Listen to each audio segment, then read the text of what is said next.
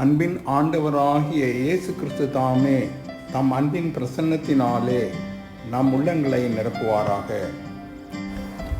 நசரேயனாகிய இயேசு போகிறார் என்று அவனுக்கு அறிவித்தார்கள்.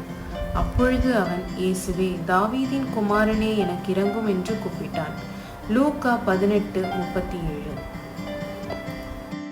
இந்த வசனம் கூறும் இரு உண்மைகளை குறித்து நாம் காண அன்போடு அழைக்கப்படுகிறோம். ஒன்று, கர்த்தருடைய ஊழியம் செய்வதென்றால் என்ன? இரண்டாவதாக, கர்த்தருடைய ஊழியம் செய்யும் மக்கள் யார்?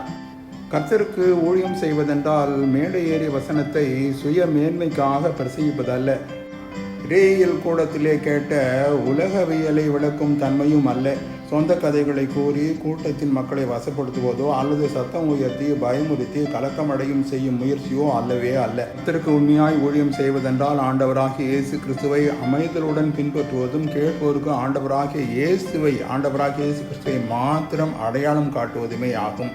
மற்றவைகள் அனைத்தும் அது நற்செய்தி பணியுமல்ல, ஆண்டவருக்கான பணியுமல்ல, அது தவறானது, எதிரானது, வீணானது.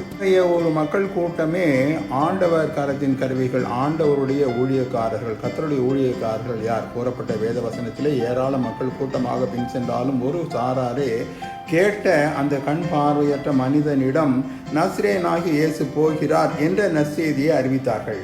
அந்த நற்செய்தியை கேட்ட அவன் செய்த சரியான செயல், முதலில் செய்ய வேண்டியது, தாவீதின் குமாரராகிய இயேசுவே, எனக்கு இரங்கும்.